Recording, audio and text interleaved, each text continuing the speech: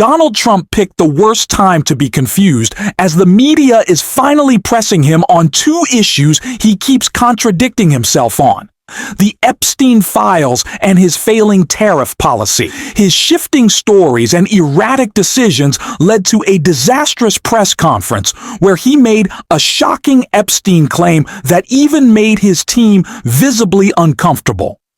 But before we do, if I could quickly ask you to leave a like on this video, and if you haven't already, and you enjoy our channel, to hit that subscribe button, because it goes a long way in supporting our channel. Now, before we can get into what Trump had to say about Epstein, I want to start with how Howard Lettick tried to babysit him over tariffs. Do you plan to release more details of the Vietnam, China deal? Is there going to be paperwork released to public? Well, I might. I don't think it matters how much you release of the deal. We have a Vietnam deal, and I would say that that deal is being pretty well set. It's pretty well set. Again, that's an opening of their country. They've opened it up. Just so you know, these were closed countries. They were wonderful people, wonderful leaders, very strong, smart leaders. But their countries were closed to us, but our country wasn't closed to them. And so I said, you got to open up your country. So we're going to see. But the Vietnam deal, we may open it. I mean, I don't know. I can't tell you. Is it necessary? No. Yeah, I don't think so. Why did you Howard Lutnick might be the biggest ass-kisser in this administration. He jumped in trying to support Trump, insisting there's no need to release tariff details. But what does that even mean? Do we have a deal or not? Is a letter a deal or just a step toward one? We don't even know the tariff percentages. That means goods will be taxed without business owners knowing the cost until it's too late. The uncertainty under Trump has hit a whole new level, chaotic decisions coming straight from a broken brain. And that meltdown? It's right here in this next clip.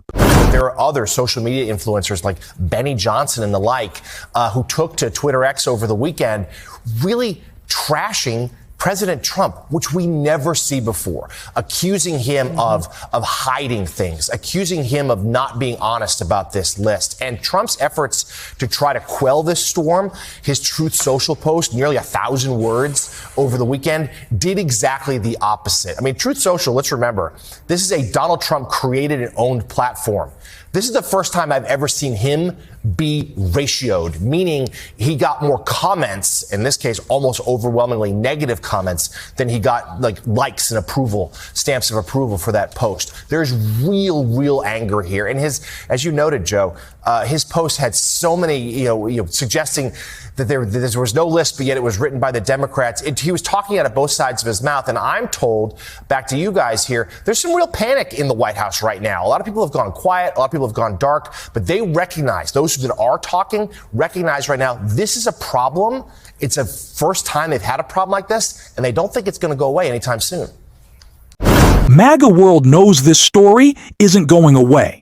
Trump's Truth Social rant blaming Obama, Biden, the auto pen, and the fake news only caused a record spike in searches for Donald Trump and Jeffrey Epstein in a single day. His desperate attempt to distract talking about Rosie O'Donnell or Adam Schiff failed. Now he's even lashing out at his own supporters for asking questions. And what he said about the evidence, it's even worse. Just watch Howard Lutnick's face during the whole thing. This clip is right here. Urge people to move on, but I'm curious, why do you think your supporters in particular have been so interested in the Epstein story? I don't understand about how it's been handled. I don't understand it. Why they would be so interested. He's dead for a long time. He was never a big factor in terms of life. I don't understand what the interest or what the fascination is. I really don't. And the credible information's been given. Don't forget, we went through years of the Mueller witch hunt and all of the different things, the Steele dossier, which was all fake. All that information was fake. But I don't understand why the Jeffrey Epstein case would be of interest to anybody. It's pretty boring stuff. It's sordid, but it's boring. And I don't understand why it keeps going. I think, well, really only pretty bad people, including fake news, want to keep something like that going. But credible information, let them give it. Anything that's credible, I would say, let them have it. can see Howard Lutnick clearly uncomfortable, looking down as Trump rambles about Epstein. Even a loyal Trump supporter like him only manages a nervous laugh when Trump says fake news. But the real issue is Trump's own admission. He says all credible evidence has been shared, calling it boring stuff. That contradicts what Pam Bandy claimed, which was that some files were withheld to protect victims.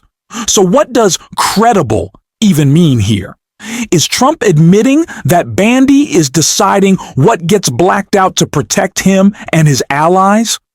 Either way, it's a major break from the narrative, and it's backfiring. Speaking of backfiring, Trump didn't handle a key deadline question well either, and this clip is right here. The date you gave August 1st, but the date that you gave August 1st, Right. why stick with the date if you're saying that Payments start on August 1st.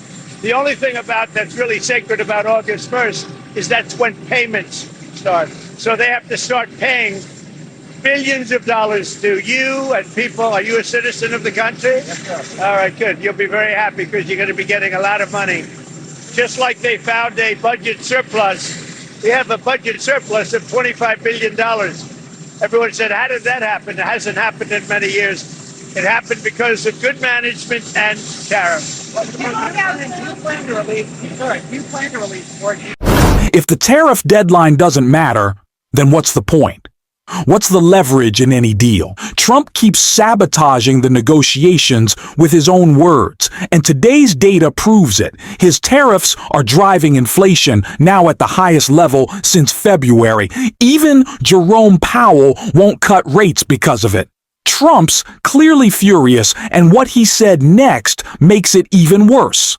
This clip is right here. Would you fire Jerome Powell over the Treasury nomination? Well, he spent $2.5 million building this place. I have to say this. I think he's terrible. I think he's a total stiff. But the one thing I didn't see him as a guy that needed a palace to live in.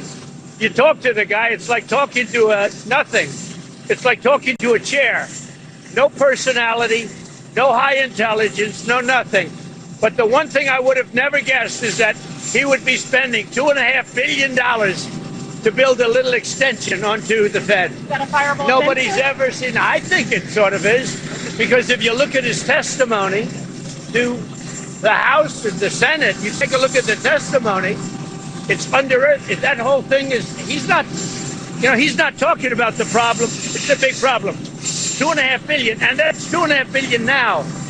That's going to be a lot more money than $2.5 billion to expand. And with all of that, to house thousands of people to give him information, and yet out of the 71 economists, and they included me and one other person got it right. I got it right, and one other genius got it right. They had everybody else was wrong. 69 were wrong, and 2 were right. I was one of them. And I don't have a lot of people. I have Howard. I have Doug. I have a few people. He has thousands of people, and he got it wrong. No, I think when you spend $2.5 billion on really a renovation, I think it's pretty disgraceful. Have you Once again, it's no surprise that Donald Trump doesn't understand his own economic policies. He clearly doesn't realize Jerome Powell's response is aimed at him. Trump's tariffs are causing inflation to spike again, effectively a tax on Americans. While he brags about record tariff revenue, the truth is that consumers are the ones paying, and without even disclosing the tariff rates, he's leaving business leaders completely in the dark. This chaotic approach to governing is destabilizing everything. Just listen to the nonsense yourself. This clip is right here. Mr. President, a question on AI. How do you want Americans to think about it? Are you concerned about job loss or privacy, or do you think this is the new technology? What's interesting, because we need jobs. We need a lot of people to work. You know, we're going to be building very shortly hundreds of factories, including AI. We're building a lot of car factories. They're all coming in from other countries now in order to avoid paying the tariffs. And we need people working. So if AI can help us with that, that's a positive. Because we're not going to have enough workers to take care of it if we don't create something. So whether it's robots or whether it's AI, we need somebody to take care of. Do you agree with that? I agree. So many jobs to build. I mean, think about $15 trillion. That's 5 million people working in these factories, building them great high-paying jobs in America that President Trump has brought back. So those jobs, of course, are in the wings. So let's go, let's train America, and let's get it going. I just cannot believe this continue to be our president. He's an imbecile. He has no idea what he's saying, and it's embarrassing every single day. We got it to call it out thought. And if you want to support that, you can hit the subscribe button and leave a like on this video. And if you stuck around at the end, you can drop the blue heart in the comments. And until next time, I will see you soon.